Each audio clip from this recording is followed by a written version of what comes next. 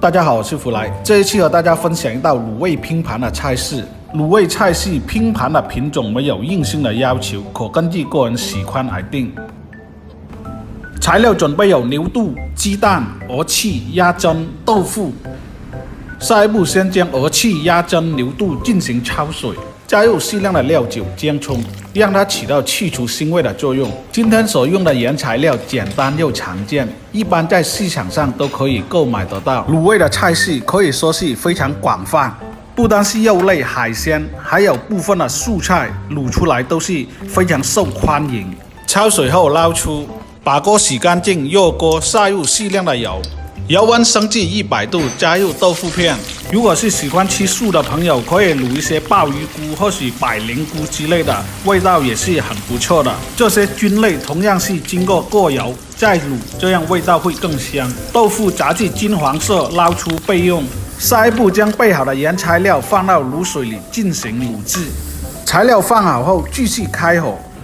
卤水煮开后，继续煮至10分钟，再关火。这时候将桶里的料包拿起，垫上一块竹垫，把桶里的原材料压住。这样的目的是预防桶里的原材料飘起，不入味。有一点大家要注意的，豆腐是不可以和肉类一起进行卤制的，只是用烧开的卤水浸泡，足以入味。这时候将火关掉，让它浸泡20分钟。时间到，将卤味捞出。卤水的调制方法已经在上一个视频和大家一起分享，如果没有浏览过的朋友，可以翻开我上一期的视频，那里有详细的解读。这些原材料经过30分钟的浸泡，已经完全入味，色泽金黄飘香。这道菜的精髓来自一份有灵魂的卤水而诞生。这道菜的特点，卤香味浓郁，还富含有一股鲜香的海鲜味。这更是突出潮州卤水的独到之处，口味咸淡适合，肉质香嫩可口，更是逢年过节最受欢迎的一道佳肴。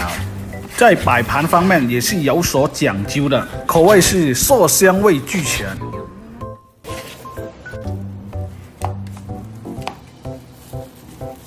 一道美味特色的潮州卤味拼盘就制作完成。本期的视频就到这里，如果你喜欢我做的菜式，请关注我。下期同样有经典的菜式和大家一起分享。感谢您的观看和支持。